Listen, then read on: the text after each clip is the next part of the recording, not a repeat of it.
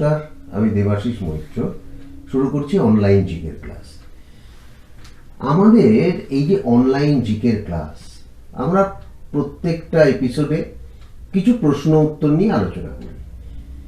তো আপনাদের মনে একটা প্রশ্ন জাগতে পারে, সেটা হচ্ছে যে আমরা এই প্রশ্ন পাই কোথায়।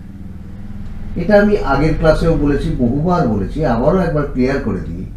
সেটা হচ্ছে গত 15 বছর ধরে বিভিন্ন সরকারি চাকরির পরীক্ষায় যে প্রশ্নগুলো এসেছে, সেই প্রশ্ন থেকে আমাদের একটা টিম কিছু কোয়েশ্চেন বাছাই করে।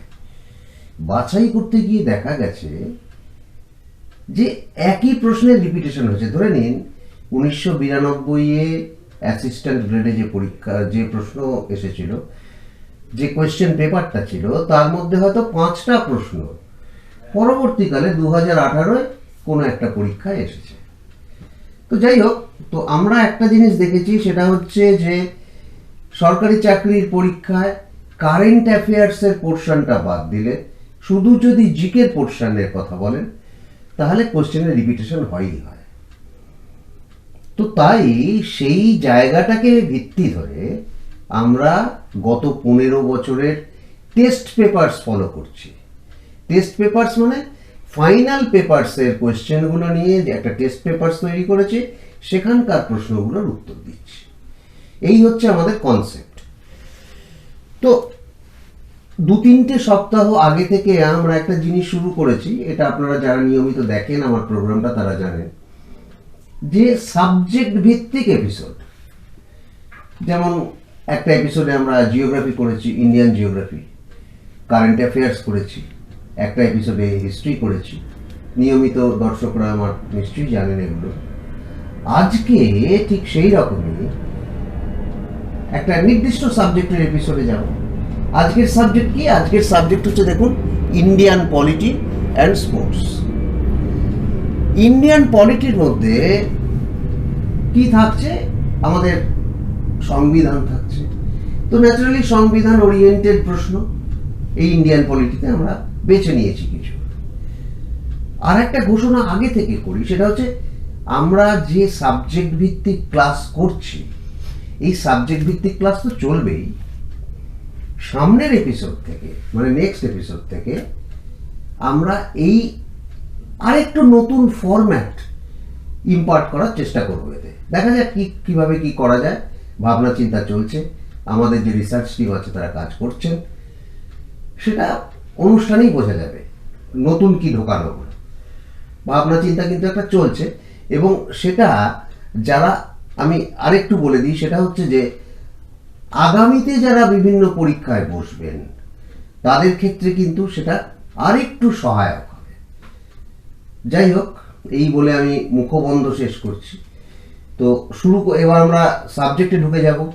সাবজেক্টে ঢুকে যাওয়ার আগে আর একটা ব্যাপারে একটু মার্জনা চেয়ে নেব। সেটা হচ্ছে গত শনিবারে কালী পুজোর জন্য ছুটি থাকায় আমরা অনুষ্ঠান করতে পারিনি।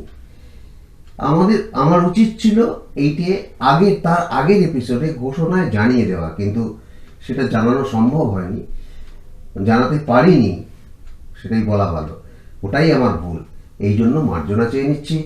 শুরু করছি ইন্ডিয়ান পলিটি দিয়ে। প্রথম প্রশ্ন হচ্ছে, ভারতে যখন ক্যাবিনেট মিশন এলো, তখন ভারতে ক্যাবিনেট মিশনের প্রধান কে ছিলেন? প্রশ্নটা আবার বলছি, ভারতে ক্যাবিনেট মিশনের প্রধান কে ছিলেন? ভারতে ক্যাবিনেট মিশনের প্রধান ছিলেন Lord Pethick Lawrence. Lord Pethick Lawrence ছিলেন ভারতে ক্যাবিনেট মিশনের প্রধান। আসবো দ্বিতীয় প্রশ্নে। দ্বিতীয় প্রশ্ন, ভারতীয় গণপরিষদের উদ্বোধনী বৈঠকে কে সভাপতিত্ব করেছিলেন? ভারতীয় গণপরিষদের উদ্বোধনী বৈঠকে সভাপতিত্ব করেন সচ্চিদানন্দ সিনহা। ভারতীয় গণপরিষদের উদ্বোধনী বৈঠকে সভাপতিত্ব করেছিলেন সচ্চিদানন্দ সিনহা। পরের প্রশ্নে আসছি।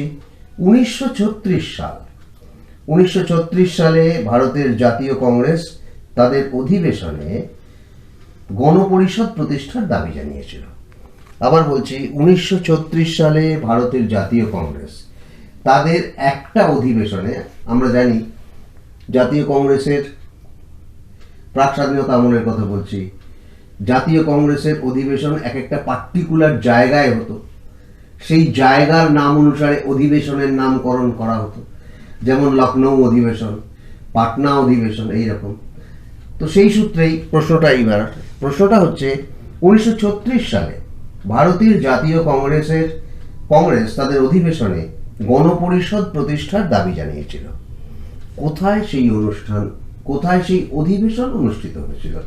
উত্তর লখনৌতে সেই অধিবেশন অনুষ্ঠিত হয়েছিল। অর্থাৎ জাতীয় কংগ্রেসের লখনৌ অধিবেশনে গণপরিষদ প্রতিষ্ঠার দাবি জানানো হয়েছিল। আসবো পরের প্রশ্নে। এই গণপরিষদ সংক্রান্তই প্রশ্ন। সেটা হচ্ছে ভারতের গণপরিষদে কাকে সাংবিধানিক পরামর্শদাতা হিসেবে নিযুক্ত করা হয়েছিল? গণপরিষদ গঠিত হওয়ার পর একজন সাংবিধানিক পরামর্শদাতার প্রয়োজন হলো। প্রশ্নটা হচ্ছে ভারতীয় গণপরিষদে কাকে সাংবিধানিক পরামর্শদাতার দায়িত্ব দেওয়া হয়েছিল? তিনি আর কেউ নন, তিনি হচ্ছেন ডক্টর বি.এন. রাও। বি.এন. রাওকে সাংবিধানিক পরামর্শদাতার পদে নেওয়া হয়েছিল। আসবো পরের প্রশ্নে। এই যে ভারতের সংবিধান তৈরি করা হবে, ভারতের সংবিধান তৈরি করার যে এই ধারণা কে দিয়েছিলেন?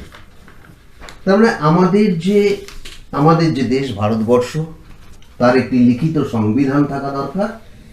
এই কনসেপ্টটা কার মাথা দিয়ে প্রথম বেরিয়েছিল? অর্থাৎ উপযুক্ত কর্তৃপক্ষের কাছে ভারতের সংবিধান তৈরির প্রয়োজনীয়তা এবং সেই সংবিধান তৈরির যে প্রয়োজন আছে তার ধারণাটা সর্বপ্রথম দিয়েছিলেন খুব বিখ্যাত একজন বাঙালি, তিনি র্যাডিক্যাল হিউম্যানিস্ট মানবেন্দ্রনাথ রায়, এম.এন. রায় নামে তিনি পরিচিত।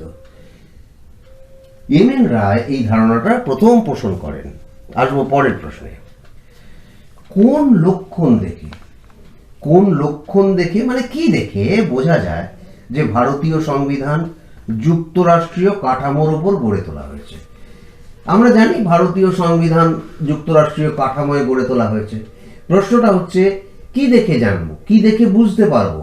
তার মানে কেমিস্ট্রিতে দেখবেন, কেমিস্ট্রির ছাত্র যারা তারা জানেন যে কেমিস্ট্রিতে কনফার্মেটরি টেস্ট বলে একটা টেস্ট আছে। তার মানে সেই পরীক্ষাটা যদি করেন তাহলে কনফার্মড ওয়েতে উত্তরটা পাবেন যে আপনি যেটা খুঁজছিলেন সেটা ঠিক সেই রকম কি দেখে, কোন লক্ষণ দেখে বোঝা যায় যে ভারতের সংবিধান যুক্তরাষ্ট্রীয় কাঠামোর ওপর গড়ে তোলা হয়েছে? সেটা হচ্ছে একটা জিনিস দেখেই বোঝা যায়।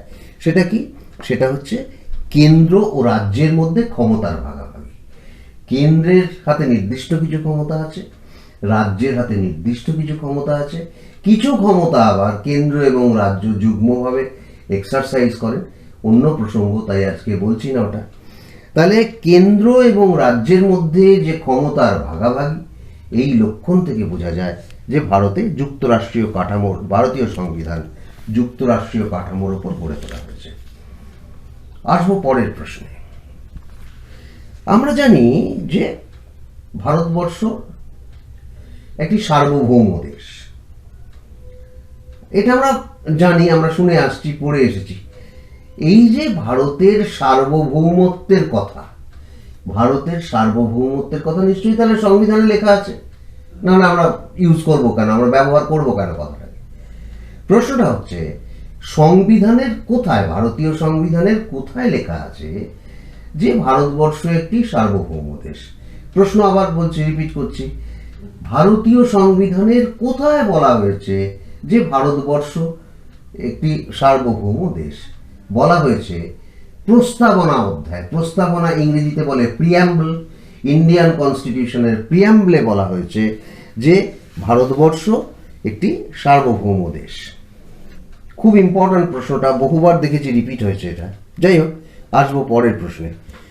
কোন রাষ্ট্রের সংবিধানের সঙ্গে ভারতীয় সংবিধানের মিল রয়েছে? এটা বহু ব্যবহারে, বহু উত্তরটা ক্লিশে হয়ে গেছে, সবাই আমরা প্রায় জানি। তবু প্রশ্নটা এসেছে বলে উত্তর আলোচনা করতে হচ্ছে, সেটা হচ্ছে, আবার বলছি প্রশ্নটা, কোন রাষ্ট্রের সংবিধানের সঙ্গে ভারতীয় সংবিধানের মিল রয়েছে? ইউকে, ব্রিটেনের সংবিধানের সঙ্গে ভারতের সংবিধানের মিল রয়েছে, এটা আমরা সবাই জানি।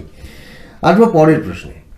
ভারতের রাষ্ট্রপতির যা সাংবিধানিক ক্ষমতা, ভারতবর্ষের রাষ্ট্রপতির যা সাংবিধানিক ক্ষমতা, এটা কোন বিদেশি রাষ্ট্রের প্রধানের সঙ্গে মেলে? প্রশ্নটা আবার বলছি, ভারতের রাষ্ট্রপতির সাংবিধানিক ক্ষমতার সঙ্গে কোন বিদেশি রাষ্ট্রের প্রধানের সাংবিধানিক ক্ষমতার মিল আছে? এটা হচ্ছে ব্রিটিশ মনার্ক, ব্রিটিশ রাজার যে সাংবিধানিক ক্ষমতা, অনেকটা সেই রকম, মানে প্রায় সেই রকম সাংবিধানিক ক্ষমতা ভোগ করেন আমাদের রাষ্ট্রপতি। আসবো পরের প্রশ্নে। ভারতের জাতীয় আদর্শ হচ্ছে, বা আমাদের জাতীয় আদর্শ, এবার ভারতের জাতীয় ফুল কি, জাতীয় পাখি কি, এগুলো আমরা সবাই জানি। ব্যাপারটা হচ্ছে ভারতের জাতীয় আদর্শ তিনটি। কি কি? ভারতের জাতীয় আদর্শ হচ্ছে স্বাধীনতা, সাম্য আর ভ্রাতৃত্ব। স্বাধীনতা, সাম্য এবং ভ্রাতৃত্বের যে আইডিয়াটা, এই যে ভারতের যে আদর্শ, ভারতের মানে জাতীয় আদর্শ, যে স্বাধীনতা, সাম্য এবং ভ্রাতৃত্ব, এই কনসেপ্টটা কোত্থেকে নেওয়া হয়েছে? প্রশ্নটা হচ্ছে যে স্বাধীনতা, সাম্য এবং ভ্রাতৃত্বের কনসেপ্ট, এটা কোন দেশের সংবিধান থেকে অথবা কোন ঘটনা থেকে এই জিনিসটাকে নেওয়া হয়েছে? ফ্রেঞ্চ রেভলিউশন, ফরাসি বিপ্লবের কাছ থেকে এই তিনটে জিনিসকে আহরণ করা হয়েছে, এই তিনটে জিনিস বেছে নেওয়া হয়েছে। কি কি বাঁচা হয়েছে? স্বাধীনতা, সাম্য এবং ভ্রাতৃত্ব, এবং সেইটিকে যথারীতি ভারতীয় সংবিধানের মধ্যে ইনপুট করা হয়েছে, ঢোকানো হয়েছে। যাই হোক, আসছি পরের প্রশ্নে। পরের প্রশ্নটা হচ্ছে, ভারতবর্ষ একটি সার্বভৌম দেশ, এটা তো বলেছি আমরা। পরের প্রশ্নে আসছি। ভারতীয় সংবিধানে মৌলিক কর্তব্য অর্থাৎ ফান্ডামেন্টাল ডিউটিজের অবতারণা হয়েছে। আমরা জানি আমাদের ফান্ডামেন্টাল ডিউটিজ, মৌলিক কর্তব্য, তার কথা ভারতীয় সংবিধানে বলা আছে। কিন্তু একজন নাগরিকের ফান্ডামেন্টাল ডিউটিজ, সেটাকে সংবিধানে ফ্রেম করা হলো কেন? প্রশ্নটা হচ্ছে, কেন সংবিধানে মৌলিক কর্তব্যের উল্লেখ করা হয়েছে? মৌলিক কর্তব্যের উল্লেখ একটা কারণেই করা হয়েছে, সেটা হচ্ছে যে যাতে করে ভারতবর্ষের নাগরিকরা অসাংবিধানিক কাজকর্ম থেকে যতটা সম্ভব বিরত থাকতে পারে। ধরুন, একটা শিশু যখন কাঁদে, তখন তাকে ভয় দেখানো হয়, জুজুবুড়ির ভয় কিংবা ভূতের ভয়। তো সেই ভয়টাকে, সেই যে কল্পিত ভয়, তার কথা শুনে বাচ্চা কান্না থামায়। এবার আমরা ভারতের নাগরিক, স্বাধীন দেশের নাগরিক, আমরা আনন্দের উল্লাসে খুন করব, হত্যা করব, নানান রকম অসাংবিধানিক কাজ করব, এটা করতেই পারি, আনন্দে করছি। বিষয়টা হচ্ছে এটাতে তো রেশ টানা দরকার। তা রেশ যে টানা হবে, কিসের ভিত্তিতে রেশটা টানা হবে?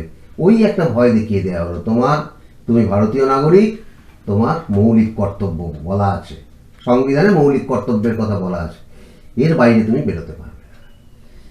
আসছি পরের প্রশ্নে। পরের প্রশ্নটা হচ্ছে, সংবিধানের কোন ধারা বলে রাষ্ট্রপতি শাসন জারি করা যায়? দেখুন, যখন যে কোনো পরিস্থিতিতে রাষ্ট্রপতি নির্দিষ্ট কিছু রাজ্যে অথবা তার পছন্দ মতো কোনো রাজ্যে অথবা মন্ত্রী পরিষদদের সাজেশন অনুযায়ী কোনো রাজ্যে রাষ্ট্রপতি শাসন জারি করবে। বিষয়টা হচ্ছে, এই প্রভিশনটা নিশ্চয়ই তার মানে সংবিধানের কোথাও আছে। কোথায় আছে এটা বলছে? প্রশ্নটা আবার বলছি, প্রশ্নটা হচ্ছে যে সংবিধানের কোন ধারায় রাষ্ট্রপতি শাসন জারির কথা বলা হয়েছে? সেটা হচ্ছে 356 ধারা। জেনে রাখুন কোনো রাজ্যের ওপর, আর এই 356 ধারাটা সবচেয়ে বেশি 6 মাসের জন্য কোনো রাজ্যে চালানো যেতে পারে। 6 মাসের ওপরে 356 ধারা জারি করা যায় না। আসছি পরের প্রশ্নে।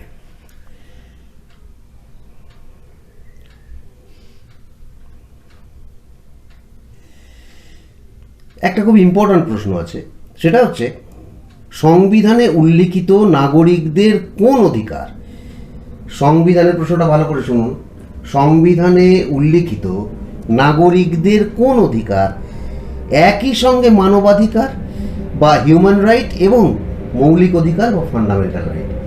একটা অধিকার আছে, সংবিধানে আমাদের একটি অধিকার দেওয়া হয়েছে, যে অধিকারটা একই সঙ্গে হিউম্যান রাইট এবং ফান্ডামেন্টাল রাইট। সেটা কোন অধিকার? সেই অধিকারটা হচ্ছে রাইট টু এডুকেশন, শিক্ষার অধিকার। শিক্ষার অধিকারটা শুধুমাত্র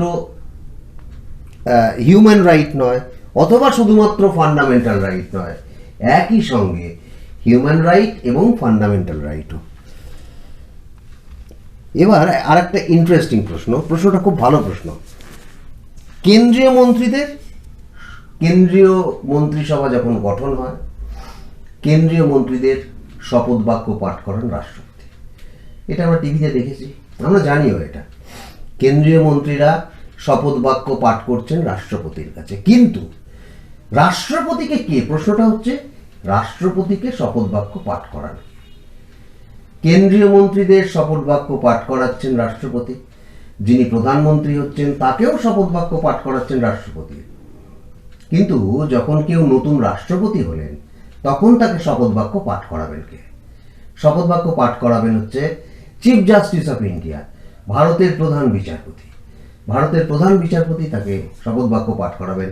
আর একটা ইন্টারেস্টিং প্রশ্ন, সেটা হচ্ছে, এটা রিলেটেড তাই আমি বলছি, সেটা হচ্ছে ধরুন কোনো মন্ত্রী বা প্রধানমন্ত্রী তিনি স্বেচ্ছায় অবসর নিতে চান, মানে তিনি ওই পদে আর থাকতে চাইছেন না, রিজাইন করবেন। রেজিগনেশন লেটার তিনি কাকে ফরওয়ার্ড করবেন? রাষ্ট্রপতির কাছে ফরওয়ার্ড করবেন। কিন্তু রাষ্ট্রপতি যদি রিজাইন করতে চান, কাকে দেবেন রেজিগনেশন লেটার? ওই সেই চিফ জাস্টিস অফ ইন্ডিয়া। তাহলে তুলনা করে দেখুন চিফ জাস্টিস অফ ইন্ডিয়ার ক্ষমতা কতটা বেশি। ভারতের যে প্রধান, তাকে তার রেজিগনেশন একমাত্র তিনি নিতে পারেন এবং তাকে শপথ বাক্য তিনিই পাঠ করাতে পারেন। যাই হোক, আসছি আবার পরের প্রশ্নে।